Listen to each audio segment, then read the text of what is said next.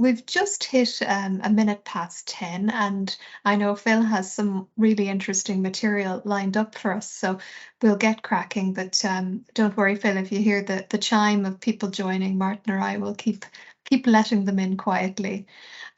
So first of all, just to say a sincere thank you to Phil for leading this masterclass. I know project leads and friends of the project leads and myself and Martin were very excited and interested to hear this. I had a sneak preview from Phil a little while ago, and I thought this was fascinating material. So really, really glad to have you, Phil. And just to introduce Phil, because she's certainly very well equipped to lead a session like this. She's worked with RPL in MTU Cork and previously CIT for 24 plus years, so mighty experience to draw on in sharing her knowledge with us today. And she recently completed her doctorate, so sincere congratulations to Dr. Phil O'Leary on that mighty achievement. Her PhD was on a grounded theory study of the values, beliefs, and assumptions in recognition of prior learning. So a lot of academic literature drawn on in this, as well as hard learned experience on the ground.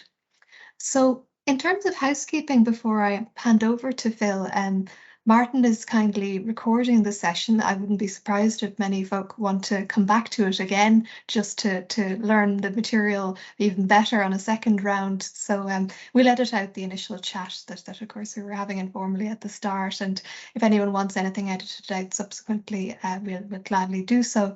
We'll turn off the recording when we come to the Q&A. So if you have questions, please do jot them down, because there's so much coming at you. I know in the next little while they'll easily be forgotten. So we'll have a Q&A session, and I know there's the odd new person amongst our group, and welcome to you. So we may ask people to just introduce themselves when we do the Q&A, your job and your institution, for example. So Phil and all of us know who's chatting and what their perspective is on the topic at hand. So with that, I will hand over to Phil, and thank you and welcome again, Phil. Thank you, Yvonne, and thank you very much for that lovely introduction, and welcome all to this masterclass. And this is something I've never done before, so this is new for me, a masterclass. I was delighted to be asked, I'll be honest, and it is a field that is fascinating. It is so rewarding. It's different every day, and I suppose it's something that, like, increasingly more of us will be part of as a network of people, practitioners together, which I'm really looking forward to. And it's the people on the ground at the end of the day make a field of practice and the informal connections. So today, what I want to do is just, I'll go down through a set of slides. So slides first and then chat later. And I think we'll all get the best out of each other in just by being ourselves, and hopefully a good session between us, informative on both sides. And I'm here to learn, still learning, and very much glad to be part of today. So even to begin, and yesterday I had every trouble with the headset, so it could all happen again. I pull up a set of slides. Now, can you all see my front screen? Mentoring practices in MTU. Looks good, Phil. Fine. Okay, you're there. Okay, and we cannot believe it's the 24th of November. Okay, a theatre observation. So just to begin, recognition of prior learning, it covers the whole range of non-standard entry, advanced entry, exemptions, credits, and for an academic award, it does occur. And a fascinating field of practice. So it's with that in mind that we're considering mentoring today.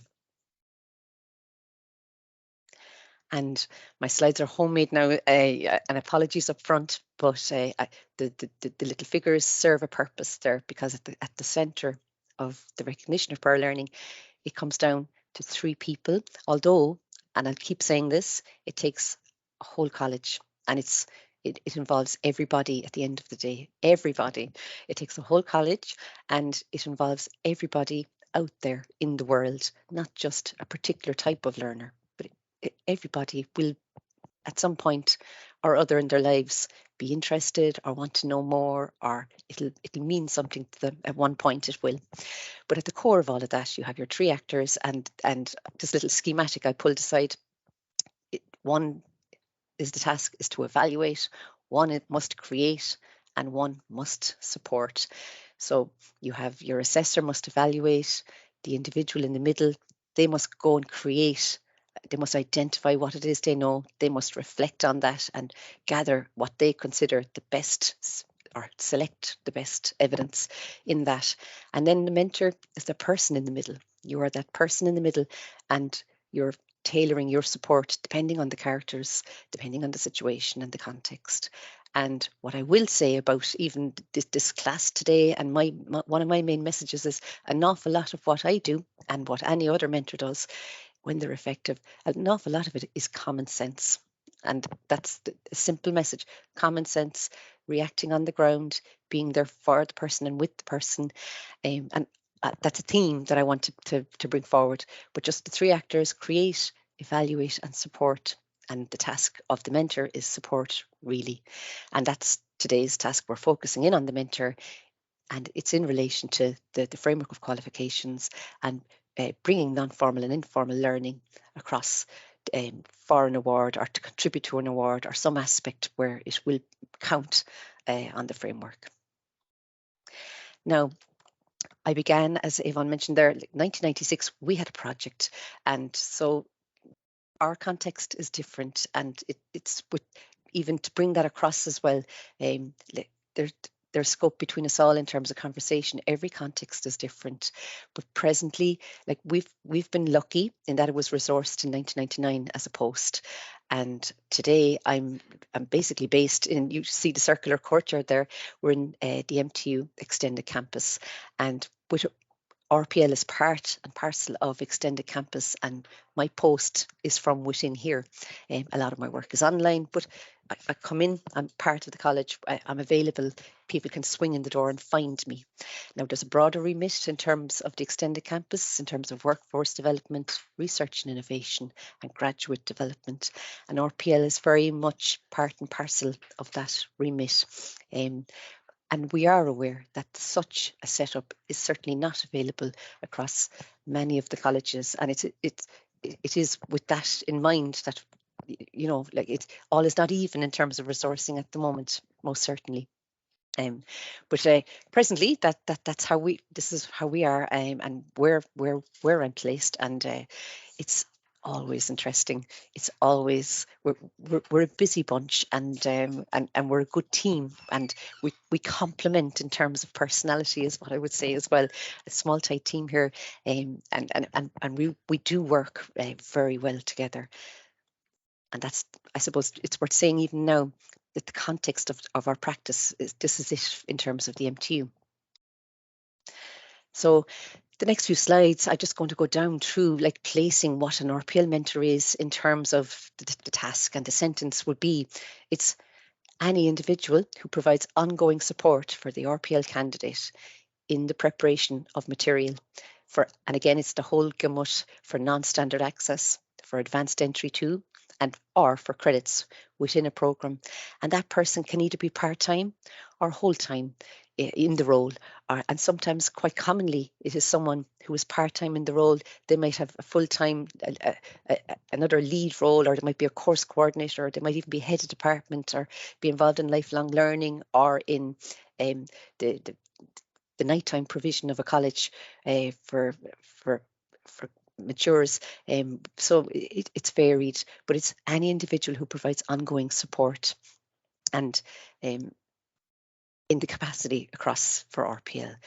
And what I want to do is just, I have cherry picked in one sense, and I didn't want to use the word cherry picked, but I've selected the next 5 or 6 slides, kind of they light touch through the literature, because aspects of what's said in the literature certainly reflect the reality of what is certainly it can be a demanding field of practice. It can be testy terrain out there. So we're going to just look at the literature, and again now there's so much more out there. There really is, and indeed the grey literature would be telling, and is on its own, that would be a whole morning's work if we were to look at that. But I've kind of cherry picked across what I wanted to things that feed me. And the first one, of course, is what I would see as the seminal, small little handbook, seminal text by Maury Fiddler on assessing learning and the 10 standards for assessing learning. And they form the benchmark of practice behind mentoring. And broader than the RPL, it's assessing learning, all forms of learning. And within that, the 10 standards they still stand today, and we follow it. But they state that the quote that I focused in on here is, mentoring it's an important bridge between identifying creditable learning and articulating the appropriate evidence for its assessment and measurement. And it's one to note. Now, for all of these slides, again, the homemade take on it, I always love a visual, but I've just brought in, whether the text is too small or suitable or not, just a little reference for seeking it out afterwards. And hopefully that will serve to just bolster today a little bit of added value. Now, one of the another lady, Helen Peters, and her observation gives a hint to the demanding field of practice that recognition of prior learning can be. And she sees it as positioned at the crossroads of a three-sided conflict. Okay. And on one side, you have the remit to broaden participation and to validate all forms of learning. And that is contrasted with the maintenance of the institutional standards, or the standards therein, all of the standards. So Helen Peters, her mother was an Irish woman. And she's Helen, an English woman, and a poor enough quality image, but it was the only one I could get of her. And her chapter in the RPL text is very, very good. And it signals, and it's one to note, but it can be testy terrain. And it's within that's your field of practice. And all things being equal, it's just one to note. And again, Judy Harris and Nan Travers, and they have two very good chapters. They're two very, very big names in terms of the RPL literature, and they would see, and their comment was in their chapter on trends and issues in the professional development of the RPL practitioners, they would see the assessors and mentors roles, and I just quote their quote there again, that the roles are extremely complex and they embody conflicting philosophical perspectives and actions. And that says a lot. And you have on one side the person who's making an argument, and he's pitching it to an academic field, and and bringing all forms of learning, and that's the power. That's the interest, and that's your role then, supporting that person in bringing all forms of learning, and they're positioning it for assessment now. And this assessment, again, the standards are at the bottom line. So Nan Travers, one of the very interesting chapter in, it was a later book, but she outlines the inherent tensions within the practices of prior learning assessment at the SUNY Empire State College. But the text within that, it's insightful and it's nuanced and it informs. So I found those two are well worth keeping in mind. And in the end, where there's goodwill and support, and when the setup is enabled, and when the broader cultural organizational culture is behind the practice of the recognition of prior learning, there's a lot in place. But these couple of slides at the start, there's no harm in setting it out this way, because it is demanding enough terrain. And I also will follow, and I keep an eye on, and I enjoy very much the work of Jen Hamer, and she's an Australian, and she identified 3 vectors that she would see. So a vector would seem like a force, or if you're into sailing or if you're into maths, vectors and scalars, vectors that impact the RPL engagement, and she would see them as the motivation of the candidate themselves, the assessment philosophy of the assessor, and the cultural acceptance of RPL itself across the college or institute. And these 3 vectors are telling. And she had a 2013 thesis there, and I think it was not just a piece of paper, and the whole thing about the ontological importance of getting that piece of paper. And she focused in on what she was considering non-standard or very maybe the more demanding RPL candidate to work with in her thesis. And then she wrote this piece afterwards, more concise, but it's the essence of the thesis. And the 3 vectors was very, very telling and very good work. And that fascinated me as well. To me, it went straight into the heart of it. The assessment philosophy of the assessor tells a tale, what's driving the candidate, and then the whole practice basis. And I truly hope between us in a minute that we can, all of us, get a chance to explore these aspects, because that's the telling tale in the end between us all, and that's the field of practice that you're working in, you know. So I'll roll forward, and that's the second one now from Jen. And she focused in on the idea of a relationship of mutual recognition. That's what you're out to build with someone. That's the ideal, you know, a relationship. And I would see that it's based on trust. It's based on very good communication. And she would see that as that's quality mentoring. So the quality of the relationship is key in the end. And a lot of your day to day is building that quality relationship. Now, there's things I feel like throwing in now as an aside, but there's things you certainly, it's probably worth mentioning from a practice basis. While you are building a quality relationship, you're not a one-all stop shop. You're certainly not the information about fees, admissions. You're certainly, there's lots of things you're not. You are supporting them to build their case for RPL, but you're not a one-off shop. And the person themselves, the candidate, they have an onus, they have a responsibility. They must gather, apply, think, and gather their evidence. So there's 2 sides to it, building that relationship. So like we leave it for now on that. And again, there's broader literature out there, and I do enjoy that text from the Kenny Centrum, the Covenant, the Quality Code for APL.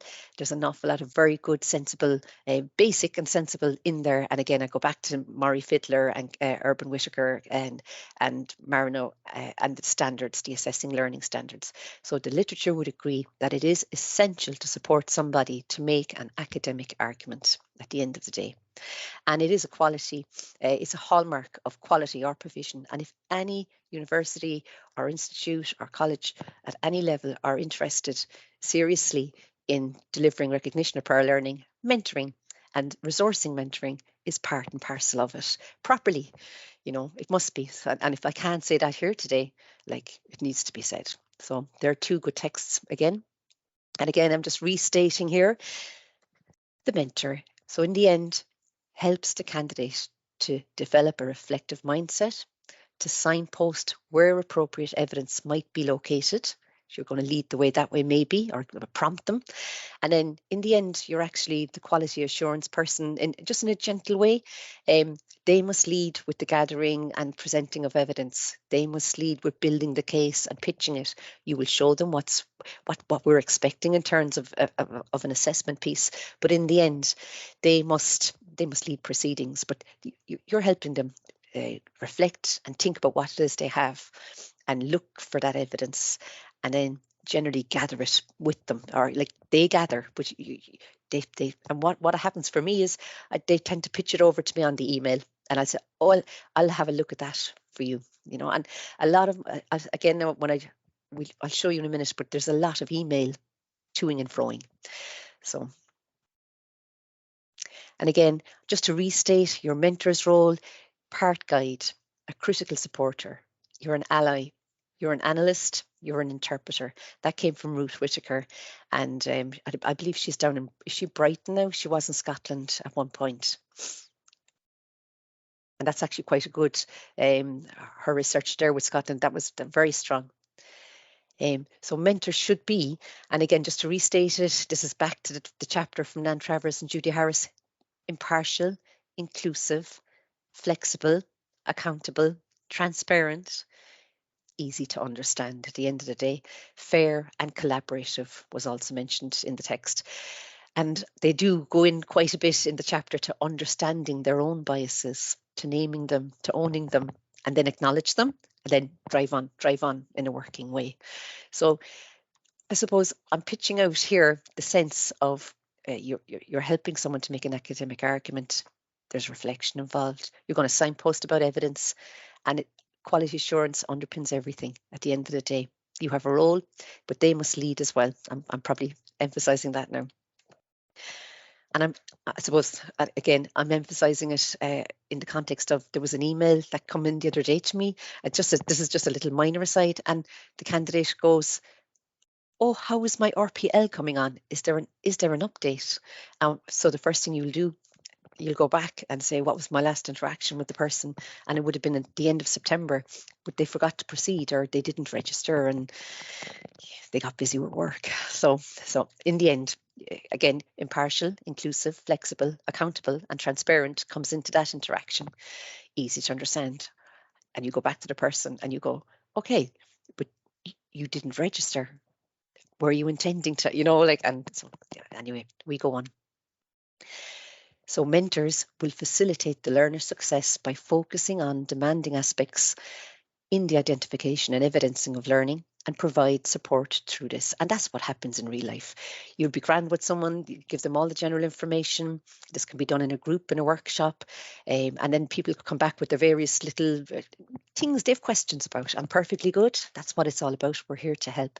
And you will focus in on the tricky aspects, or they might have said, well, how will I show this?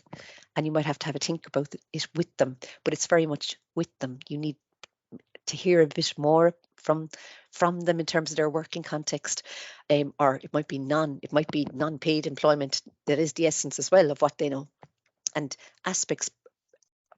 What do they produce? What are their outputs, and how might they be used?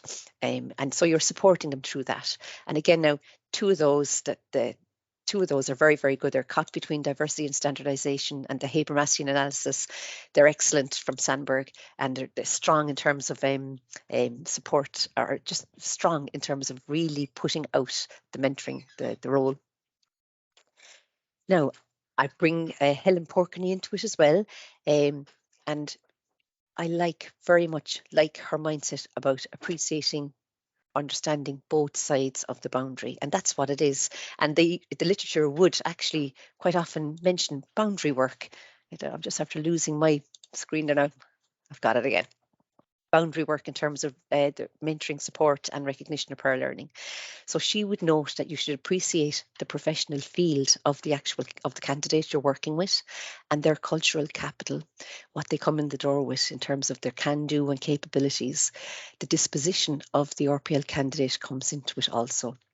And in the end, she makes the point that this person has to reposition their knowledge in terms of what they're bringing from their workplace, from their professional role, from aspects outside of their professional role. But it's all up for grabs. But they're now choosing to bring this for assessment. So these aspects must be considered.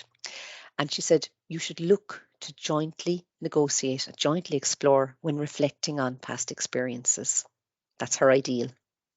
And she also makes the point, in fact, she goes into quite a bit in her piece there. Familiarity with a particular industry and similar tacit knowledge will provide clarity. Now, again, I put it to you all here, yourselves, just between us. That's true. That's the ideal. But you mightn't have familiarity with the particular industry, or you might not share their similar tacit knowledge. That's the other side of it. And a mentor, and that's maybe an important point today, a mentor helps in the most generic way, really. I come from the sciences day one, so I'll always have a safety, in my mind, a safety mindset about a science person. And I won't have with a computing person. And we can't be masters of all. So it's to keep, there is certainly an aspect there too in terms of demanding. And over time and with practice, and we get good, or we become polished, or you grow a knack for dealing with someone. And my way of doing it is just say up front, my background is science. Listen, I don't know the first thing about multimedia. And you say it that way to them in plain talk. And then what you're saying, but I'm going to help you gather this together. Let's make sure the learning outcomes are well supported. Can you show me? And you're asking them, So there's a lot of that. So again, both sides of the boundary, she's nicely positioning the work and the role and what it is to create and work with someone to create a piece for assessment there. Okay. Another thing I really wanted to bring forward today, and it's one of the tenets of my practice and all of our practice here, is the whole concept and notion of valuing learning. Everything we do is about that at the end of the day. And so again now, Rebecca Klein-Collins and Nan Travers, they call for greater integration of learning and work in their piece here. That's a very, very nice article. And they see, and I loved it because it's for a post-pandemic learning ecosystem on the little reference down there, RPL in the 21st century.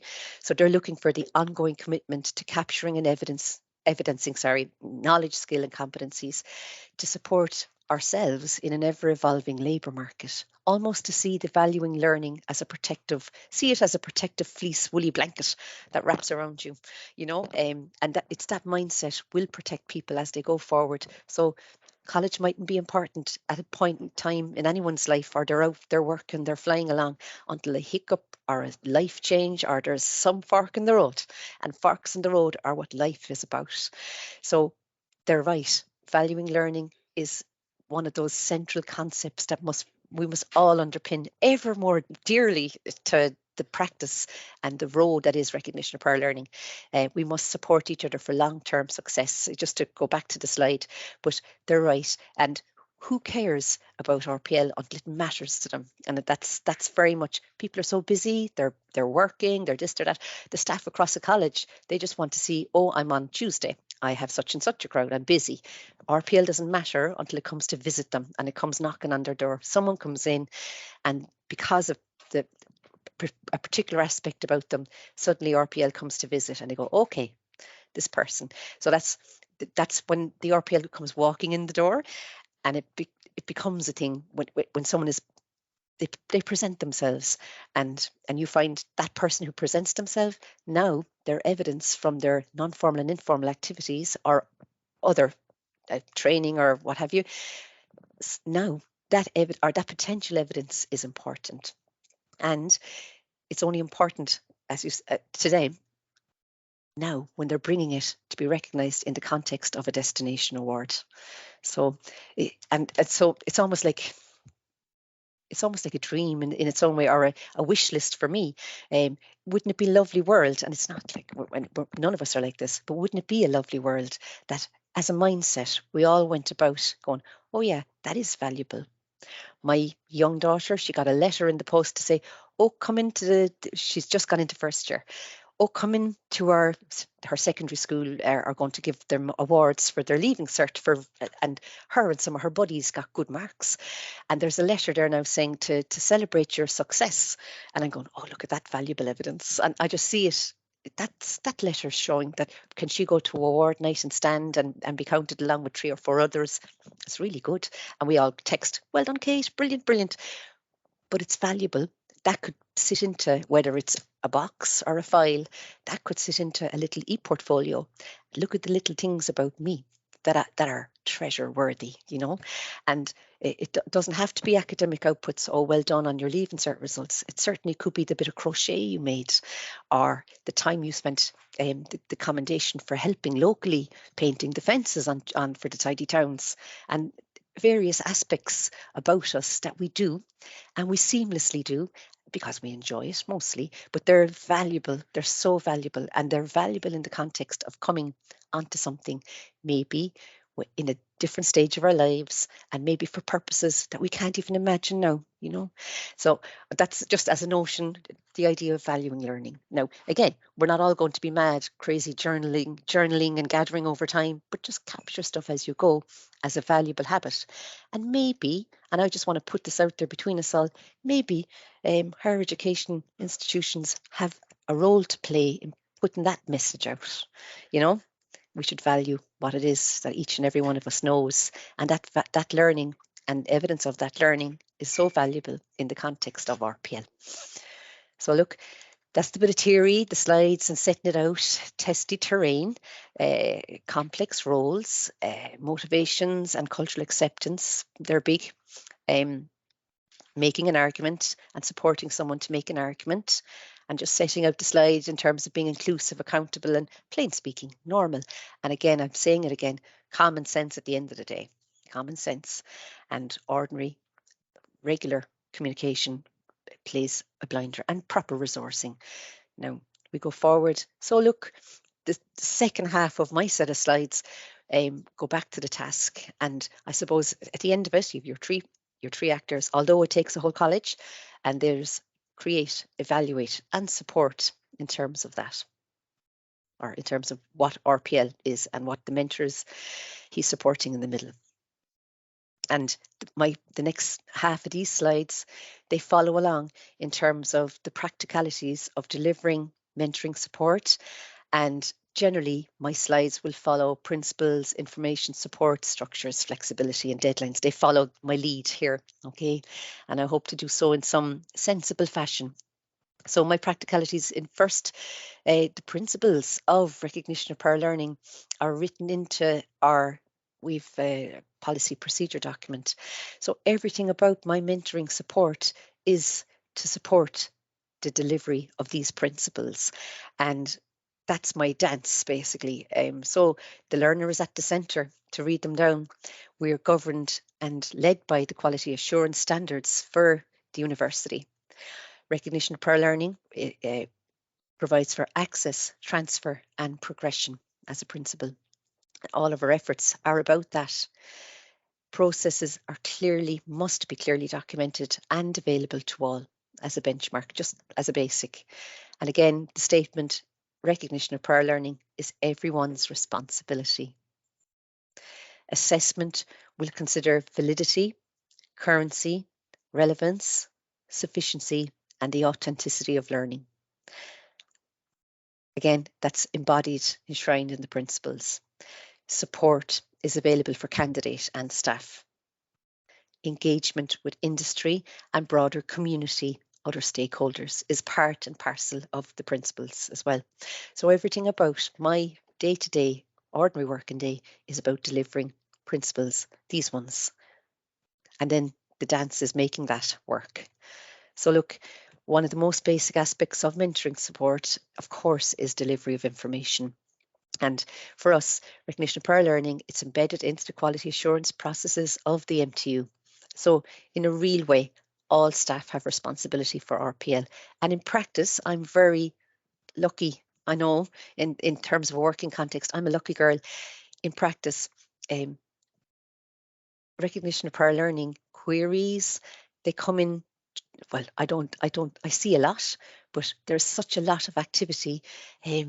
It comes in from everywhere, like the phone across from reception, the caretakers, other heads of department, other staff members, students coming in the door, random emails from across just communities across, and organizations and companies from across and around the network around us. And it's as plain as that. It is everyone's responsibility. And I would say it's quickly done to pass on word to someone, and you do your best with the query. So at the start of every term, the second point there, we send out an email to everyone.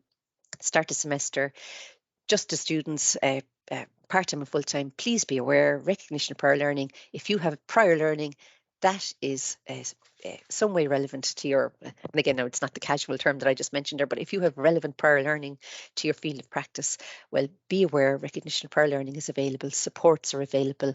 You may make an application to find out about it, and then it sends, email to me or the link to the website, and they take it from there.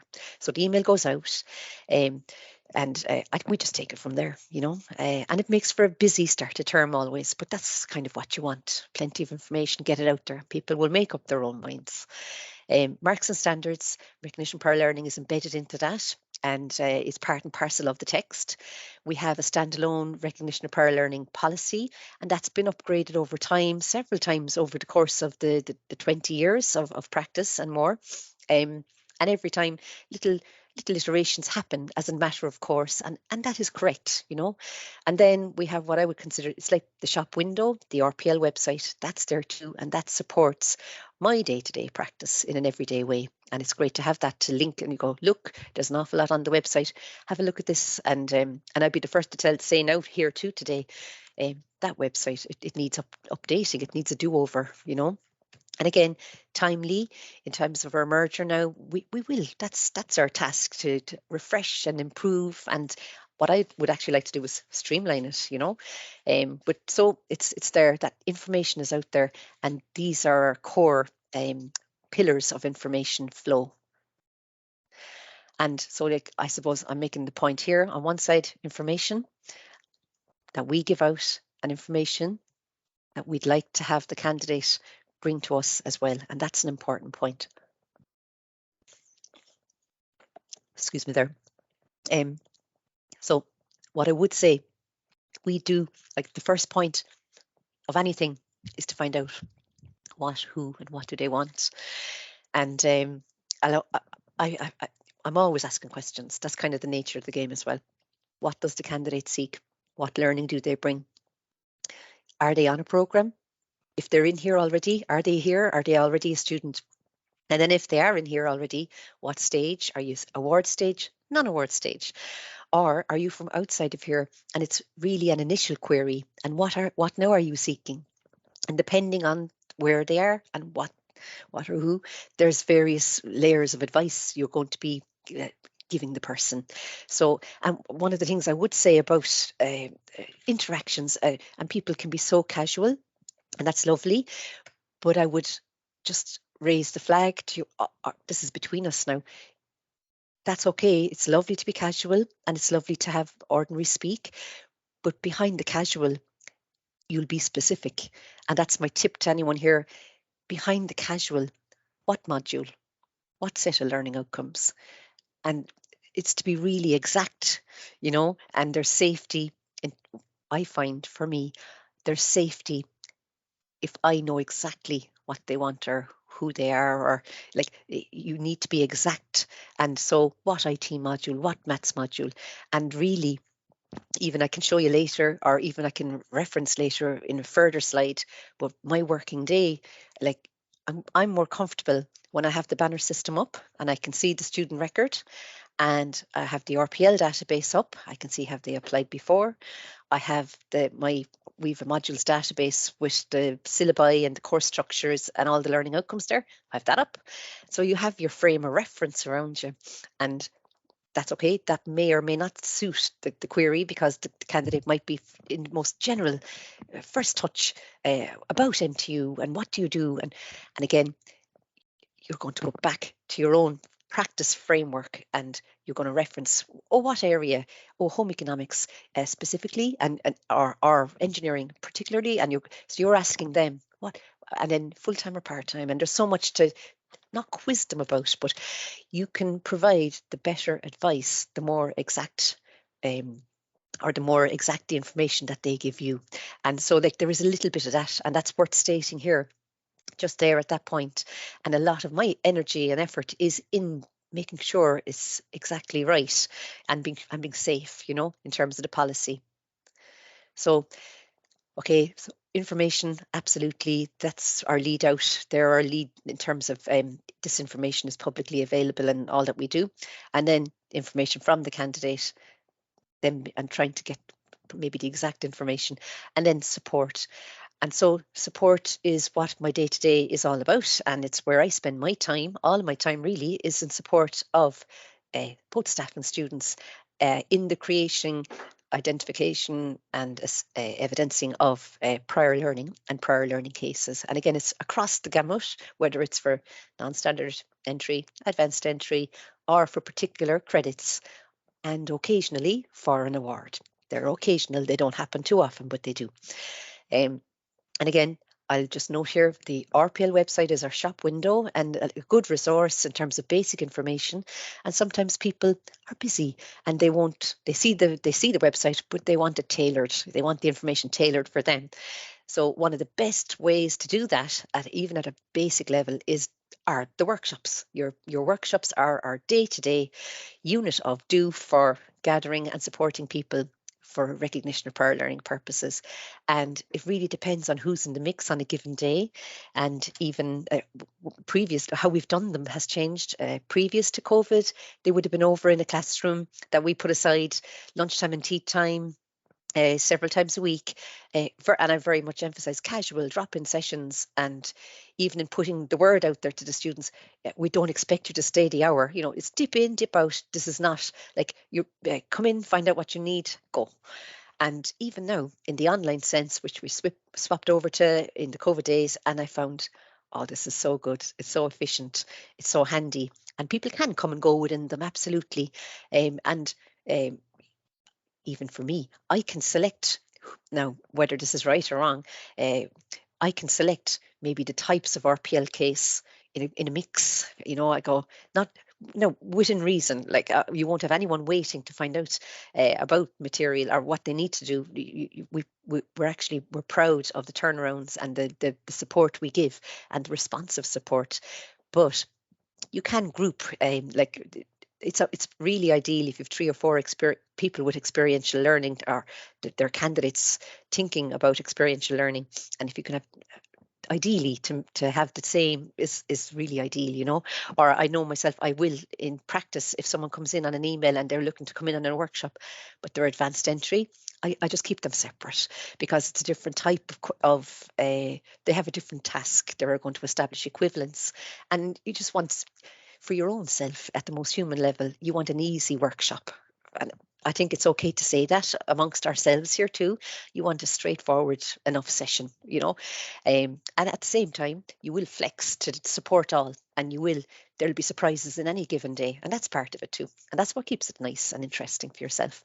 And then, so the workshops are our go-to really, and they take an awful lot of the heavy lifting. And occasionally and quite regularly, then, if you find the workshop sessions, if you're doing a Monday, Tuesday, Wednesday, someone or some 2 or some 3 people will come to you for urgent support, or they'll need support, and you'll go, okay, look, no problem, we'll put an hour aside there, or a half hour, and you'll give them the Thursday or the Friday, and that soaks up your time then. And then email support is big. The toing and froing, it's really part and parcel of the day to day, and it can be onerous at the start of term, but it is like everything cyclical, and you'll do it.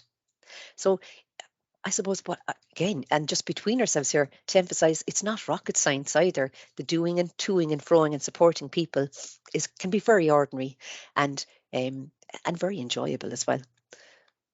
So just in terms of the workshops there, MS Teams, I'm after saying that to you, and of course it's individually, it can be 1, 2 and 3 people, quite commonly actually, and that's lovely, because you can give the person, go down through it with them and give them your time, listen to their particular type of circumstance, and they'll get talky, and because they feel they can, and it's just a chat really, and it's both rewarding and time well spent. And I always come away from workshops and even the individual sessions going, that was grand, now I've them sorted. More or less I do, until you have the email, like the person the other day who goes, where's my RPL going?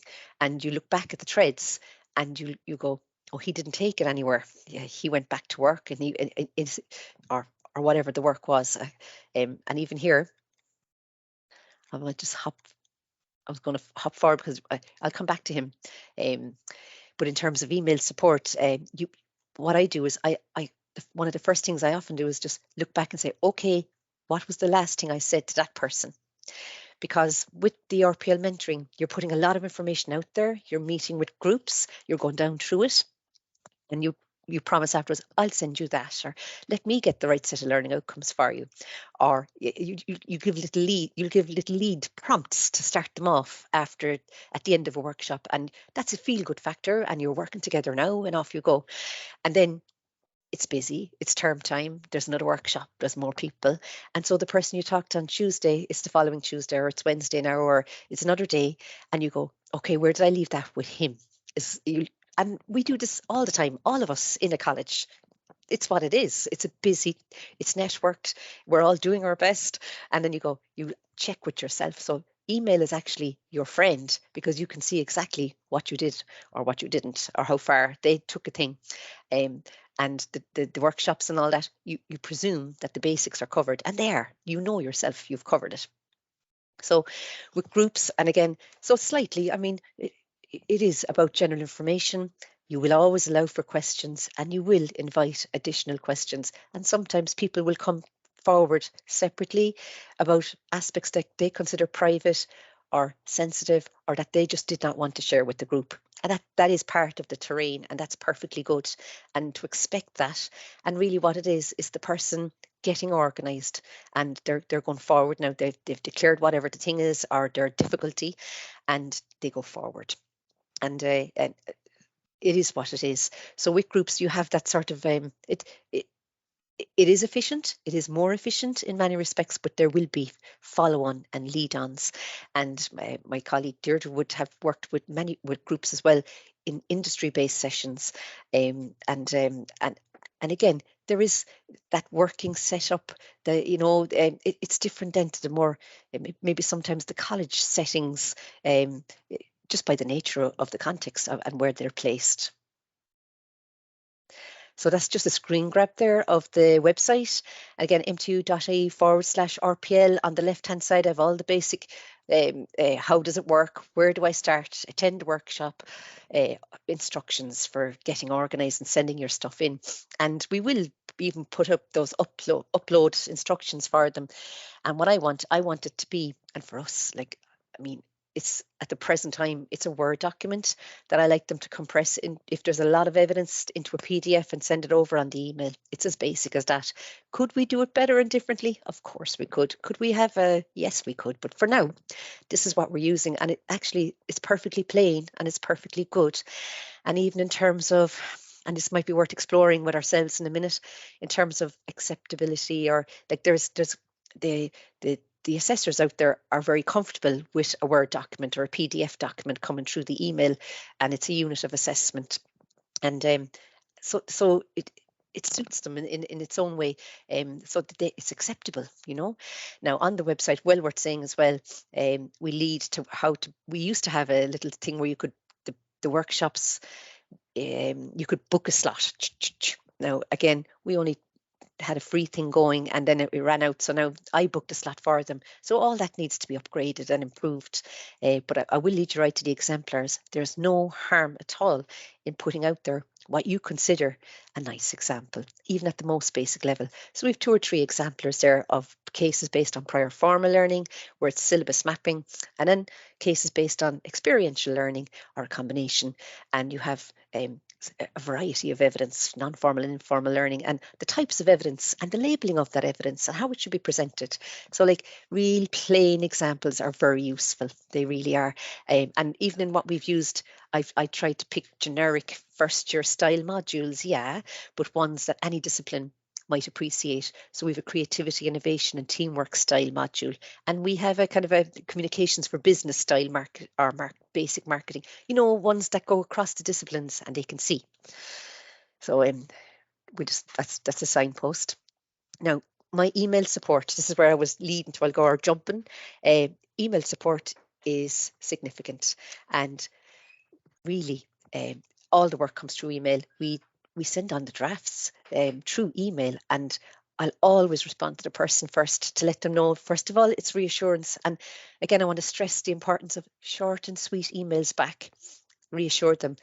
Now they know they've gone back to work. It's Tuesday night, they're on all night, or they lead busy lives. So that quick little email that goes back saying, hello, so-and-so, whoever, thank you. I see you've submitted. Let me check this over for you. I will return. I will come back. One sentence, short and sweet. It means it's just acknowledge receipt of their work and that it will be looked at today, and I will return.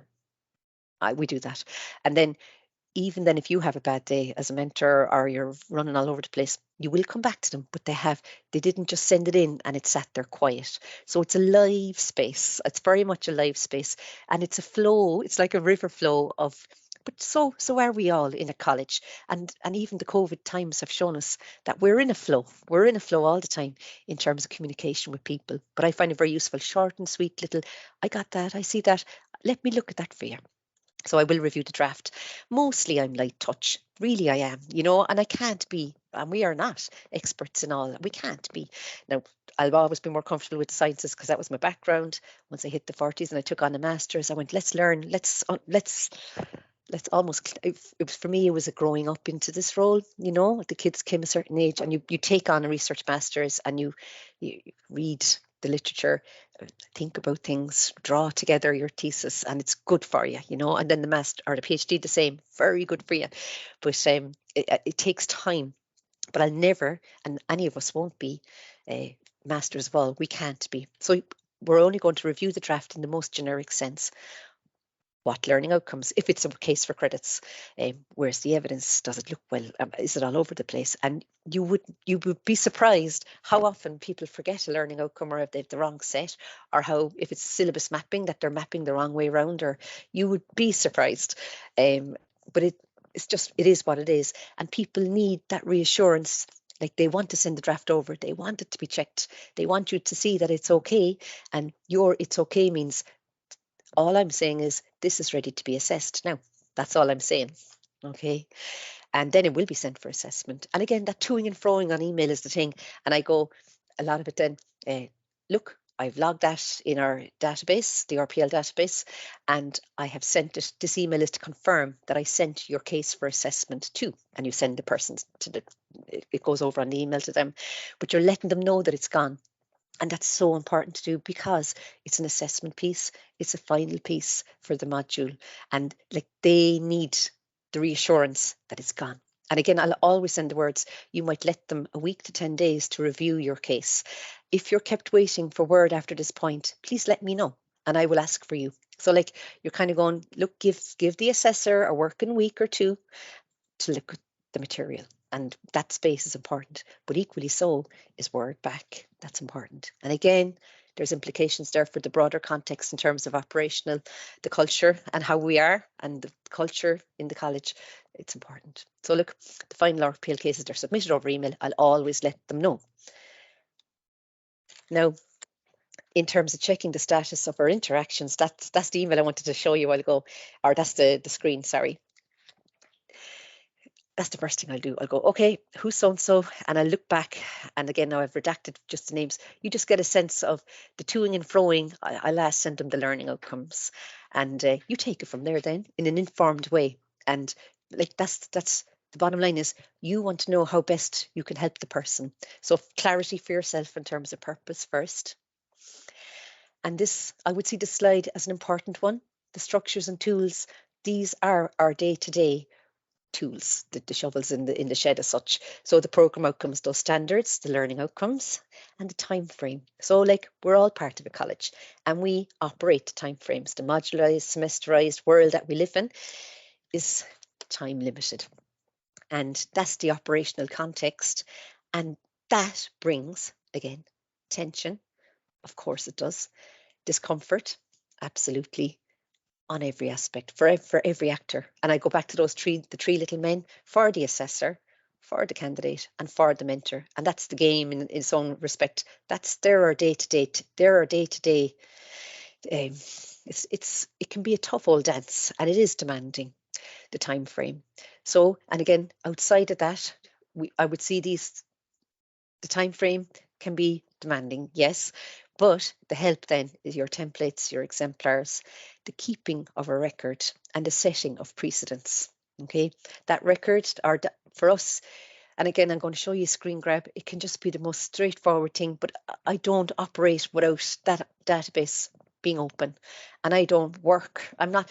If it gives a glitch, I have a favorite.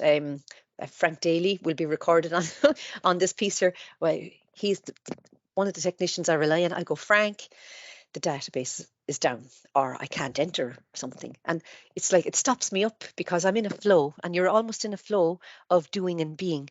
And the doing and being is with a system, although you're a human being and you're helping another human being create something for assessment.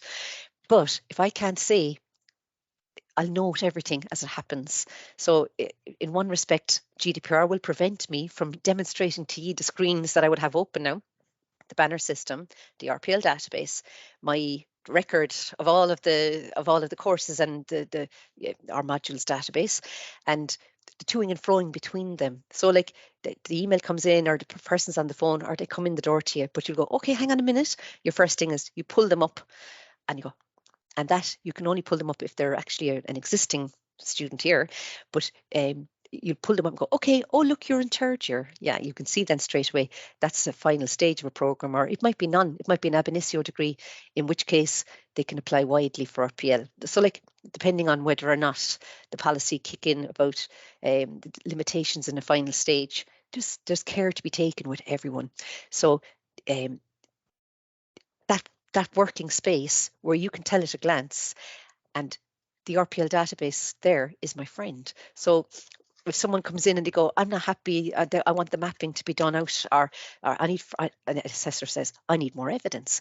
The syllabus was too brief from wherever, and we'll say from Moscow, and go, okay, we'll see, can they furnish course notes? Is there a past exam paper? Is there additional evidence that they can gather or come back to you? So one of the first things I'll do on any little given day, and every day is like this, as all our working days are, there's lots happening, lots coming at you. So you'll go back to the record and you go, so-and-so is seeking more information, and I note the date. I go, on the 24th of the 11th, more information requested.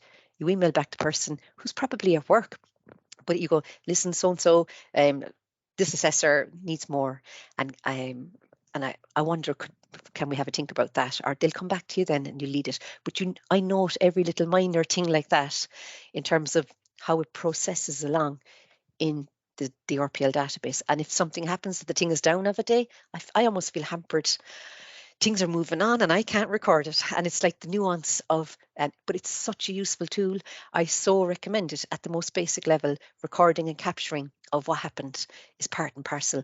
And the whole thing sets a precedence. So what is agreed for one person and the basis of that case, it must be the same for the next person in terms of equity, fairness, transferability, transparency. Precedence is an important aspect.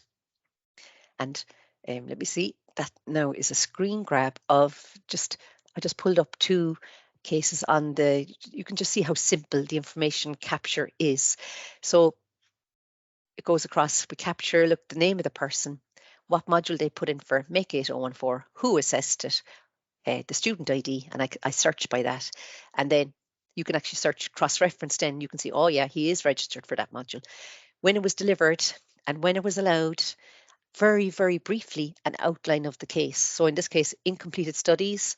They had something done already there, and they also work as a mechatronics technician, but they were basing it on their incompleted studies from Brazil. And that's a grade from Brazil 7.1. So an equivalent then would have to be found. And that was the final output that was recorded in Web for Faculty for the person. And again, so that was a Make 8014, a final stage of a program. It was formal learning. This only occurred in a final stage because they were incompleted studies. So if this person had completed their degree in Brazil, they would be precluded from applying now in the final stage of their program. But because it was incomplete, it was fine. So another example here then, they're putting in for Econ 6001, a very basic economics module, and they had something done already in applied economics, or an applied economics module done in another college in 2018. And I tend to note, look, will be allowed is the term. On the 25th of the 9th, the word came back from the assessor. It was recorded as X, Web for Faculty. And so like, it's only a brief capture, but it helps so much. It helps so much. And in terms of setting up, you can run a report to see how many times did Econ 6001 occur in any given year and who allowed it and what was the basis of the case. And it sets the precedence. So all of that really helps to build security, confidence, a community of practice, and ownership of the assessment of evidence of non-formal and informal learning. Although I know, and you can all throw a dart at me here, like that's they're both two formal cases. I could have pulled up a screen grab with experiential learning, and the person would have been seen as working in such and such a. And all we do in capturing those on the RPL database is literally their role, and maybe if they were 10 years in the field. It's as brief as that. It's not the fine detail. The fine detail is available on the PDF, the Word document, the actual application, and I hold them in a folder. And my folders tend to be September, January, so September 2022 is the current one, January 2023. Already it's populating up with people are getting stuff ready. I'll hold them until the term is ready to go, and off we go. They'll get sent out immediately, and we'll be looking for early word back. Okay. Flexibility. I wanted to put this across to you all. Flexibility, it really is part and parcel. It's another operating tenet that I want to bring, and really the person leads it, and we have to be flexible. I won't chase after people, and if they want to drop the ball on something, perfectly good, and they have their reasons for it, and it's their course, their life, and you leave it be. You might be curious, you might have a look and go, okay, it's been a while since so-and-so was in touch, but you note it yourself and leave it go. Now, if a staff member comes back to me and they go, where was so-and-so? And that happens too. And that tends to happen this end of the term, the week 10 of semester. And you go, like the guy from during the week there, he goes, where's my RPL gone? Or how's my RPL coming along? So things that displease me about that, he's being vague. I don't know what course. He never put his student number down. Or like, so you have to check all these things then. And you go, in order to inform them, check back, where was my last communication with them? And you go, okay, and look, Martin, in this case, you didn't register. Was that your intention to wait till next year? And so therefore you didn't proceed with that, with great respect, you say it. And then short and sweet the email, and they'll come back to you, whether or not, and you go forward.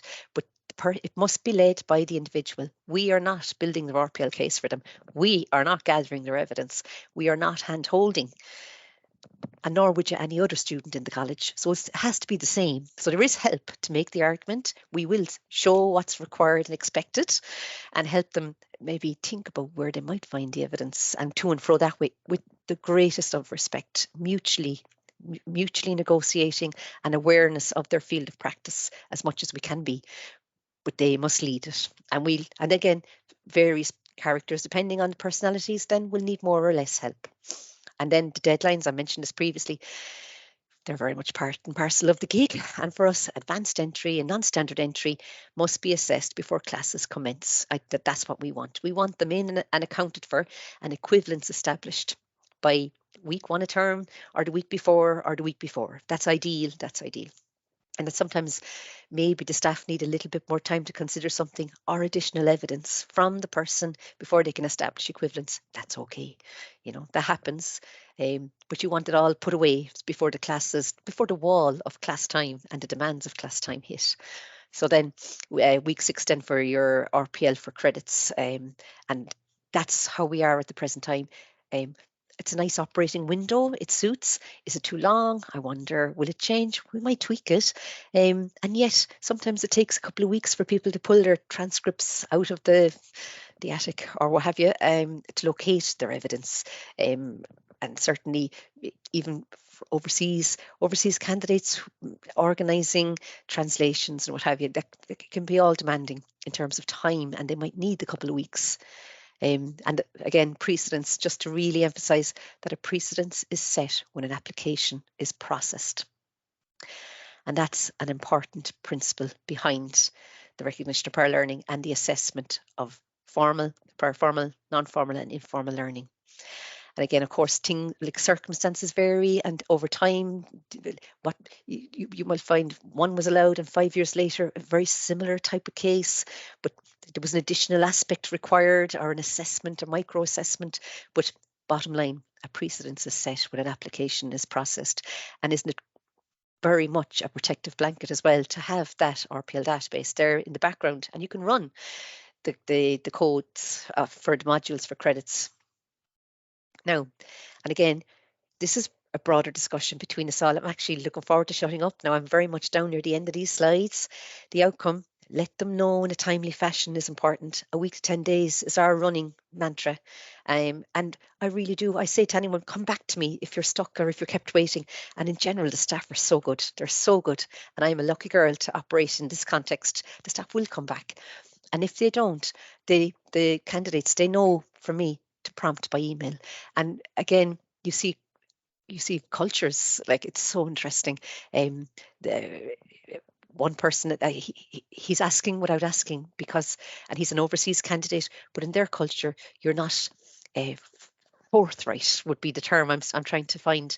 And he just came back going about my RPL application there. I thank you for your time, almost. And I know, I go, oh, hang on, that man needs to know. And that's why I check when again, first thing, when was my last interaction?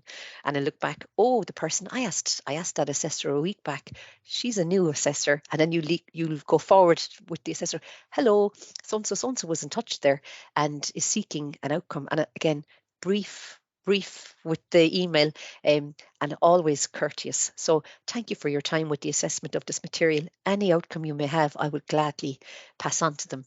And even before that, a sentence going, if you have any questions or need to consider aspects, please ask. I'm here to help. It's really short and sweet, and then completely courteous, because it's grey territory. You're asking someone, where is the outcome? So-and-so is asking, and the so-and-so is being polite, but it's the juggling, and you're trying to do right by both sides of the coin. But a mantra, absolutely, let them know the outcome in a timely fashion is important. And it's important to say it here today as well. So to report on RPL, I report on RPL in week 12. So my desk, I send out reports to all the departments across the university, and I just run where the RPL, these are for credits ones, where they occurred. And this really supports people preparing in terms of the module exam boards. So it gives a head of department and the department secretary and the staff reminders of, oh, look, there was a lot of RPL activity, or there was just 3, but it's to look out for them. And then the fact that they're sent out as a little prompt reminder, it serves no end of good. Again, we report on the advanced entries at the higher level, and it's more like half-year reports. And but the real working day reports, I would see in terms of the most useful are, of course, the for credits ones. But maybe that's my focus, you know.